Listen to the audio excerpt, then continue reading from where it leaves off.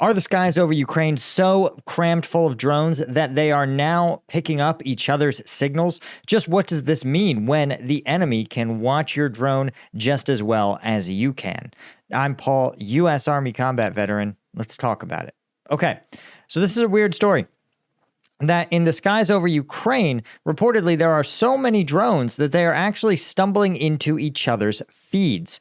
And while this can be a benefit for Ukrainian drone operators, it at the same time can be a liability, as if the Ukrainians can see Russian drones, Russians can see Ukrainian drones as well. And more of these drone operators, particularly in really dense areas of the front line, are reporting that these sort of instances in which a bunch of drones are operating, that they are actually picking up each other's feeds. And this makes sense, not just because of the that there's a lot of drones, right? For example, we've seen some of those large drone shows, which hundreds of drones form a dragon or whatever. But what I think is actually happening and is the problem is that the drones are also operating in an electromagnetic spectrum, right? They call it the EM war, literally. And what this means is that both Russia and Ukraine deploy these jammers, and jammers jam along certain frequencies. The idea is that the Ukrainian jammers are going to jam the frequencies that Russian drones operate on, and Russian jammers will jam the frequencies that Ukrainian drones operate on. The result, of course, is that large portions of the electromagnetic spectrum over any given battlefield are closed off to any drone operators, meaning that there's smaller and smaller frequencies, and they're going to have to operate closer and closer to one another. The result, of course, is that you are at the risk of picking up each other's signals. If you've ever listened to the radio, actually tuned your radio to a certain frequency, particularly if you ever drove in a car before about 2000, you would notice that as you tuned the dial, you would hear sometimes faintly other stations broadcasting on sort of adjacent frequencies. This isn't unlike what's happening here. But the problem is that this isn't just the latest hits from, some terrible 90s band.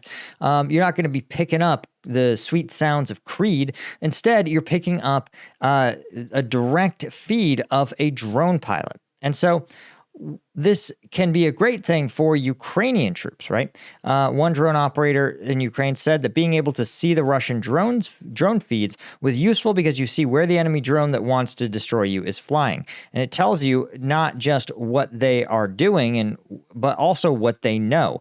For example, they'll likely be able to tell, hey, they're flying right towards mine or a friendly position. I can tell those crew to take cover or change locations because they may have been spotted, right? And so this sort of intel can be really valuable, but it's also a problem. Right? One U.S. veteran fighting in Ukraine said that there were two fights being waged by drones in Ukraine, the one that you can see on video and an invisible one that takes place on the electromagnetic spectrum. And I can tell you this, when I was in Ukraine, I saw that in the densest areas of the front line, I was near Toretsk, drone operators would show me that they had what they called the drone carousel, which is drones would always be in the air conducting constant surveillance and would be cycling off. In fact, I actually saw drones watching other drones crisscrossing the battlefield. After my visit, one of the soldiers I worked with actually sent me video of one of his unit's drones and a Russian drone passing each other like cars on a freeway. So the density is real and it's sprawling. And the question, though, is this a emblem of the future of warfare, or is this more of a blip on the technological development spectrum? Before I get to the answer and we take a look at that, I wanted to mention, first off, hit that subscribe button. That makes a difference. But more importantly, if you want to support the channel, you may notice that I have some pretty controversial takes, and I'm critical of just about everybody. Russia, Ukraine, the White House, China. Nobody is spare on this channel, and that means that I don't get many sponsors. So I depend on you guys to sponsor me over on combatvetnews.com. And because I was kicked off Patreon, that's my site. This is I run it, I host it.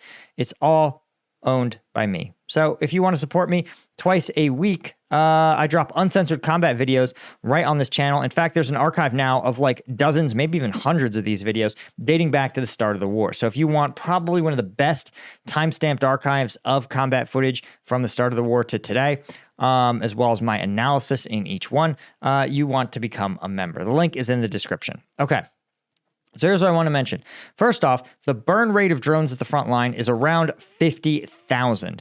And so you can understand how when you're burning 50,000 drones every single month, the frequency can get really, really dense, right? Because remember, two drones can't broadcast on the same frequency close together. So if you want to operate a bunch of drones, you've got to own a band you got to own some band of frequencies. And then the Russians are going to own their own band, and they're going to be trying to jam each other. So the chances of this happening are pretty great. But here's the thing. This is a problem that's already on its way to being solved. And the reason I say this is because if you're operating on a certain frequency, the jammers can target you. But you know what the jammers cannot stop? They can't stop an AI-powered drone that can think for itself, that doesn't need continual user input or pilot input. It can also can't stop an optic drone, right? A drone that receives its commands via fiber optic wire. Literally, the only thing that can jam that fiber optic wire is a pair of scissors. Unless you sever the wire itself, that signal doesn't require occupying a space in the electromagnetic spectrum. And so these kind of technologies are already being fielded in Ukraine in limited numbers, right, in certain locations. But the fact is that I think this is a sign that you're going to see this pivot sooner, right? The density, the scale, it's pretty wild that drones are so pervasive that they are now running out of frequencies to communicate with them on.